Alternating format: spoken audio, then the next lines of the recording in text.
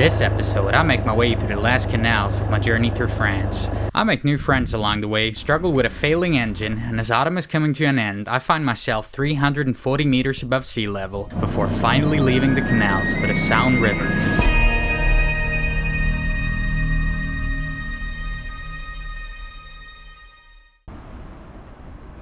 New day. I'm currently in a lock that's jammed up, just waiting for the operators to come. Well, that took a good 45 minutes, but the boys came through in the end. It's rush traffic as well, so can't really blame them there.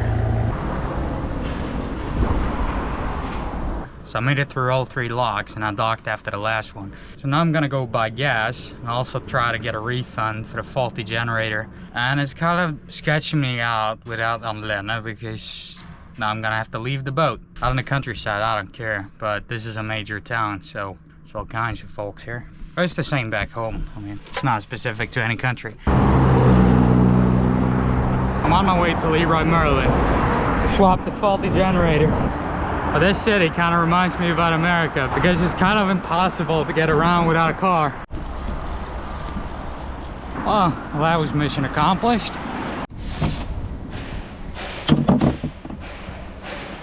They only had the same generator that broke, and I'm not buying that again with all the plastic parts on the engine. So the only alternative was a 2.5 kilowatt generator, which is honestly is too big. So I bought something I've been thinking about getting for a long time, namely ecoflow folding solar panels. So I got 2 of them, 160 watts. So I'm gonna unbox it for you guys. Let's see what's in here. Need a little bag. That's way more portable than my 180 watt panel, but they're probably not as good though because they're flexible. There's a manual. Oh wait, something here. When would you look at that?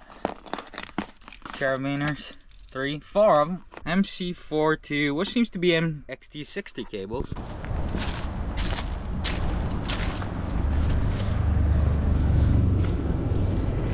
It's actually working pretty well. 102 watts. That's faster than I dare to charge it from my wall. Inside, the panels feel a little flimsy, so they probably won't last as long. It's a hot air balloon. I'd love to jump off of it. Never done that before. So it looks like I'm in for yet another day of delays. The engine won't start, so I cleaned the spark plug out, which was filthy. To get it off of the bracket, I actually had to use a hammer. This screw here wouldn't budge, so I'm gonna have to lube that up somehow. But right now, I think my problem's the carburetor, because I haven't cleaned the carburetor since 2-1 in Denmark. And I've been running some cheap gas out of necessity because that's the only thing I could get hold of. So I'm just hoping the gaskets aren't ruined by the ethanol fuel. But the engine's made in 98, so it should be able to handle it.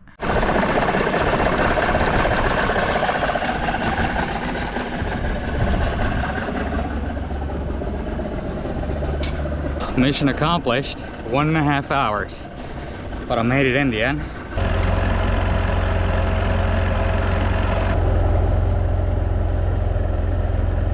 The engine keeps dying on me. I actually had to tow the boat to one of the logs. The carburetor was clean as a whistle, but I did drain it. So I think it's water, because it's been pretty damp for a few weeks. And the filter was pretty filthy as well.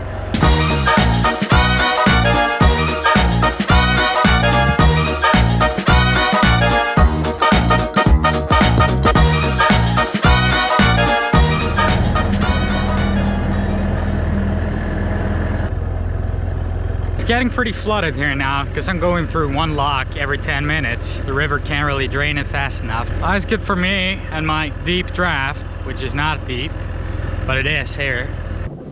And that's the final lock. I'll on 8 in a couple hours.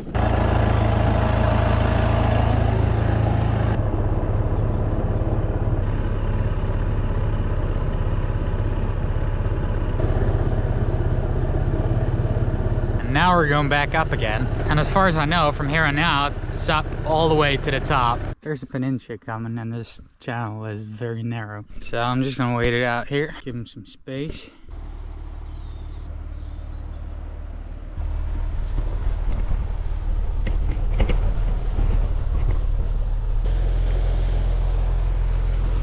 Well, that was a tight squeeze. I positioned myself on the grass because most of the riverbank here is stinging nettles, like the ones on the left I used to make soup with. But that didn't help. When he went past, my boat just got pulled upstream by his prop. I might have to reconsider wearing shorts all the time. And that's yet another failed lock. Seems I can't go a full day without encountering one. Still closed. It's been an hour, but it's Sunday, so I get it, you know. So I found these little balls for tying off to, but they're 15-20 meters apart. Always dock to starboard because the mast is on the port side. So here's another one. 2 ropes going there.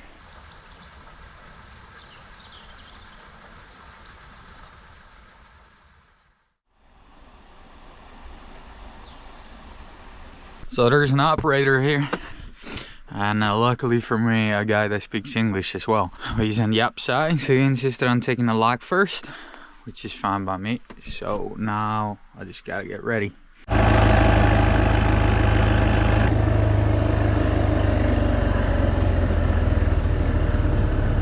I really love the VNF.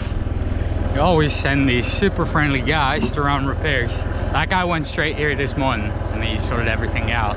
So now my problem is the fog. I can barely see 100 meters ahead of me. So it's time to run the horn.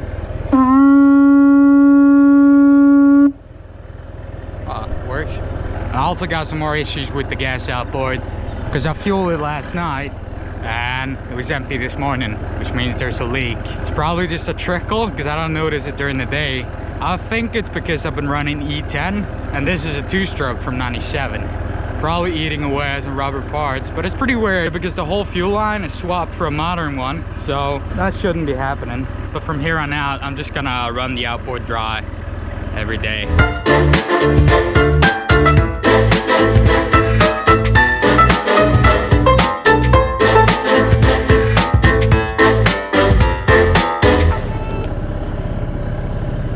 So here's a junction. To the left and to the northeast, I'd go to Germany and back to the Baltic Sea. To the right, and the southwest, and south after that, is the Mediterranean. Hard choice.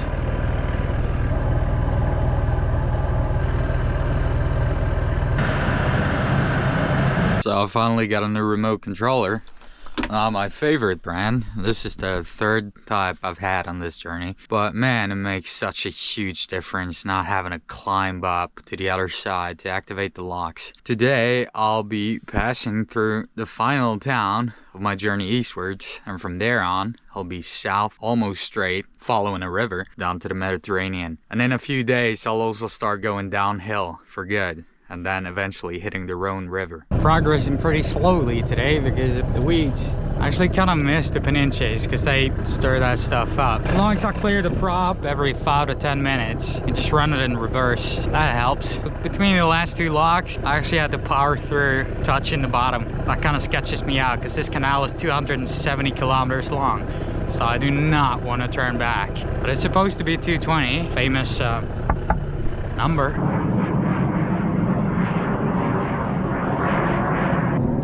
Damn this fog. There's a bunch of Raphaels up there and I can't see them. I love airplanes. It's pretty dreadful. This lock wasn't opening and that spooked me pretty badly because it's 300 kilometers if I want to take a detour. But it turns out the electricity's gone, so a guy came with a winch, gas operated winch. So he's running it manually for me now.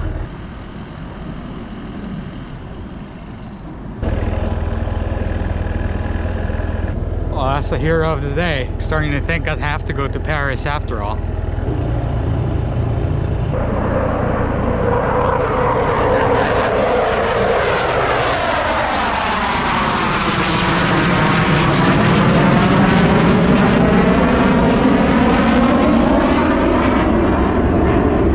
jealous. There's a drawbridge. First I've seen in a while.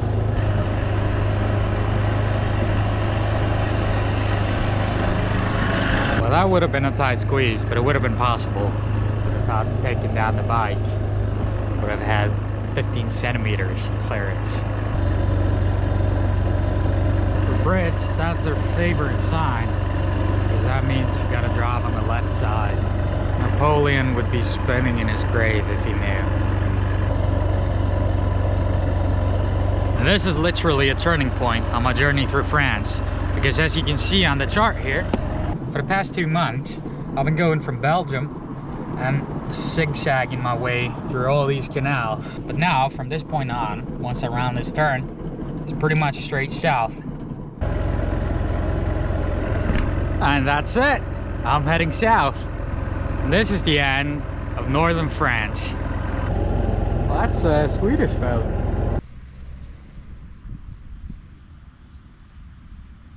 So the Swedes weren't home. They probably just left the boat there for the winter. Solar panels, cables, inverter, and my gaming laptop. Oh, it works. Well,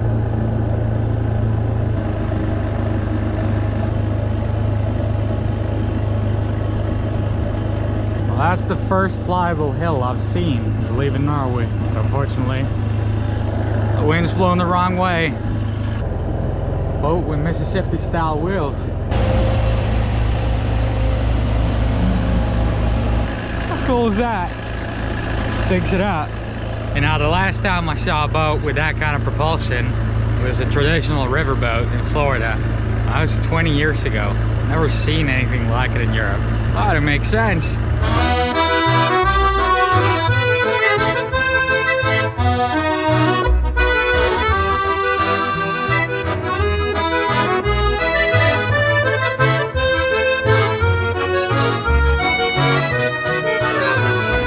The engine's dying. It's starting to sound like I'm getting rod knock, and that's something I can't fix. But I mean, can't really blame it with all these weeds. So that's gonna be a huge issue if I gotta buy a new one. I'm so fouled now that holding the tiller straight just means I'm drifting slightly sideways. This is really starting to get to me now. I've been going at nearly 7 kilometers an hour all day, which means I'm back in business. Seems I've hit a part of the canal, which has been cleared. So 3 hours of progress in 1 hour. That's an improvement. So I'm currently stuck in the worst possible spot, which has been with me in my nightmares. I'm inside a lock and it's all jammed up. I can't really leave because it starts filling with water. I gotta tighten the ropes. So it's the impending doom of those doors. But they're sending a repairman. It got jammed up because of the weeds. So that means there's actually a sensor in the door. So it's not gonna snap your boat in half. Man, all these weeds are really starting to get to me. I've been going for several days now, where I've only been able to do 2.5 kilometers an hour, which is a stretch where I could barely make 1.7, and I have to clear the engine constantly. A guy I spoke to said that the weed problem started about 10 years ago, and it's getting worse by the year, but the people at the VNF are constantly at it. They've got these water excavators, digging it up. To do a self-service lock, I first press the remote to activate it. As the doors open and I get a green light, I prefer to just cut the engine and drift in. I then throw my stern line up and my bow line as I get closer to the ladder, which I then climb.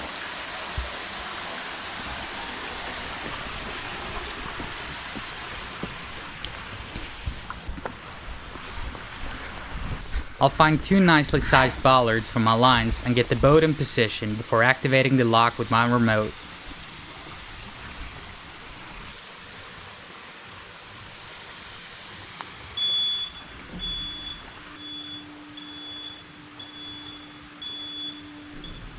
With a boat this small, kiting it in the current of the flooding lock is easy with some practice.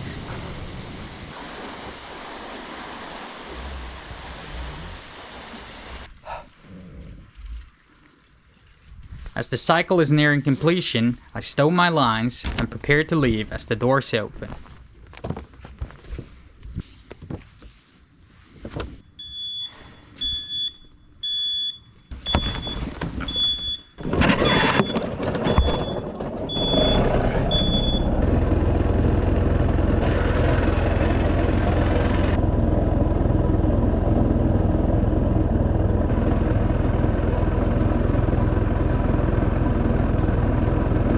That over there is the final upstream lock, which means from here on out I won't have to climb ladders anymore.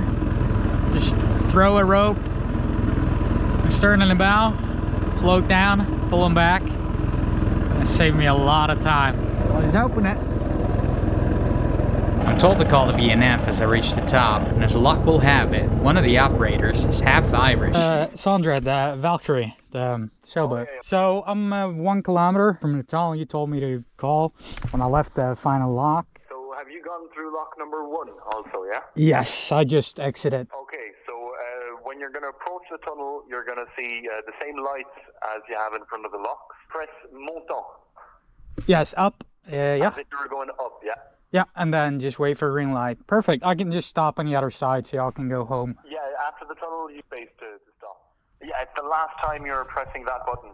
From now on, you'll be avalon after the tunnel. It's gonna be interesting with the muscle memory. I keep reminding people, people get it wrong a lot. After 150 of them, you know, it's... I'll keep it in mind. I'll make a sticky note on my boat as well. So here's the tunnel at the top. It's 6 kilometers long, so it'll be dark when I get out on the other side. Final press of montant as instructed.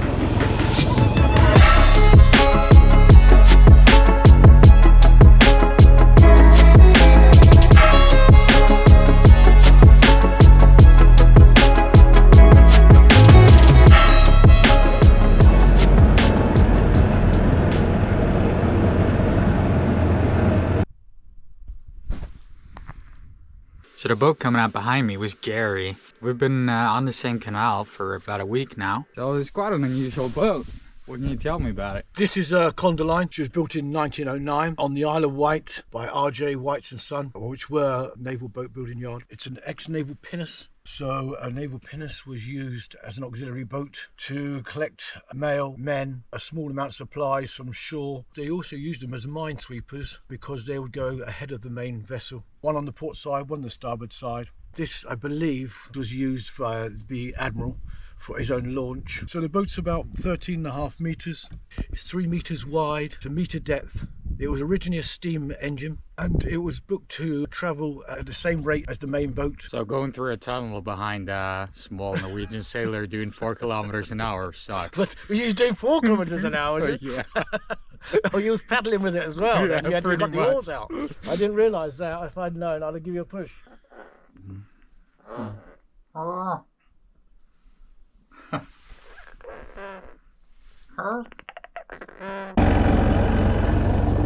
This is the very top.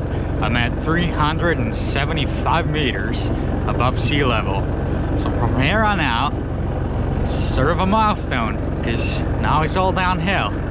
So I'll hit the Saône and then the Rhône, which are both rivers, and then straight down to the Med.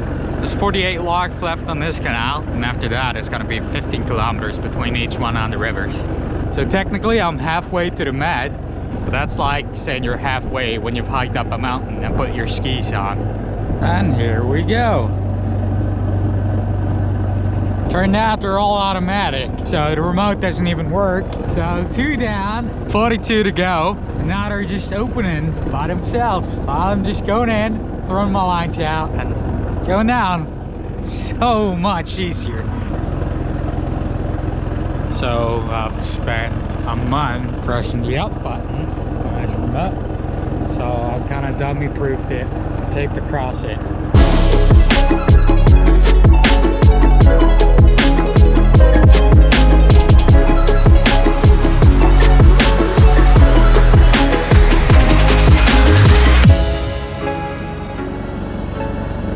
It's so damn shallow here. I've been going for 2.5 hours now trying to find a place where I can get close to shore. Just throw a rope up over there, but there's supposedly a peninsula dock. And there's one. Finally.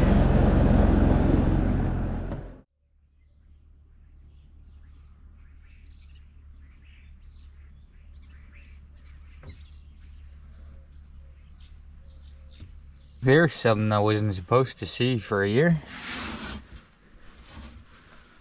Frost. The logs are taking forever to fill now because Gary and a bunch of Belgians are ahead of me. Sort of like a drip feed, so if I manage to overtake them, it should improve it somewhat. But I'm gonna have to push on all day for that and I don't have the fuel. That's what it is. 30 kilometers left till the Sound River. So there's Gary, there's me. He's exactly one lock ahead of me. I can actually catch up with him because I got a smaller boat, so the locks themselves are way faster for me because I can just manhandle my boat to get it where I want it. So I'll try to catch up with him just for the fun of it.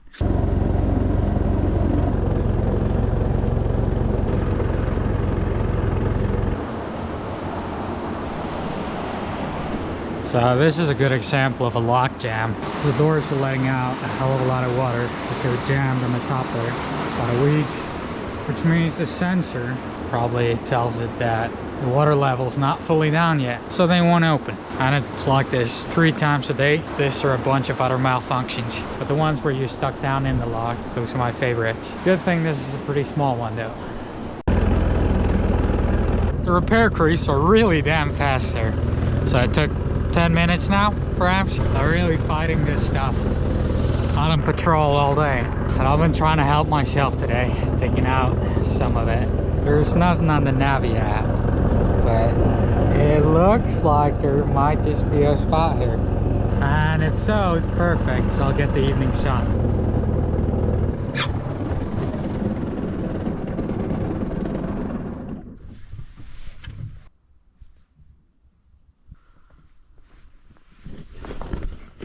Oh, perfect angle to the sun. 5 kilometers to the grocery store. But I just gotta get a move on now because the sun's only gonna be up for another hour.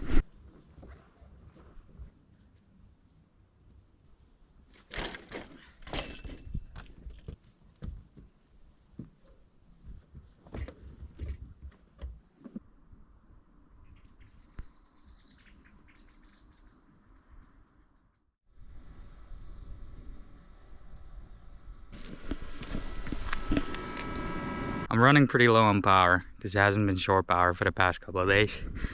So running the heater, computer, everything takes its toll. I'm just postponing my departure for an hour.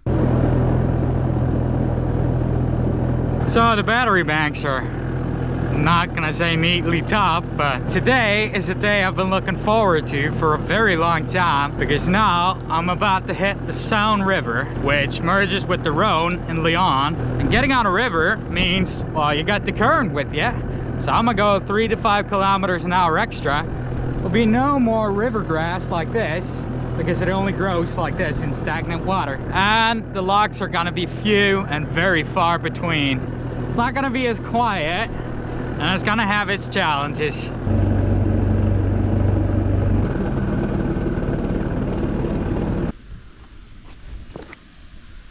Number 43.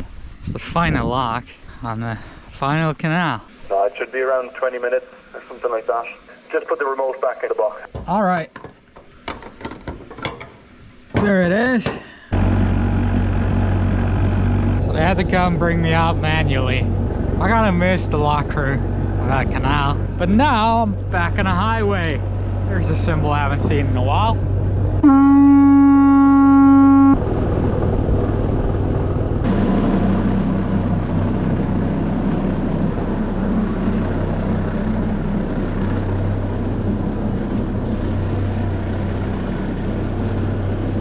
We're getting a little teary-eyed here.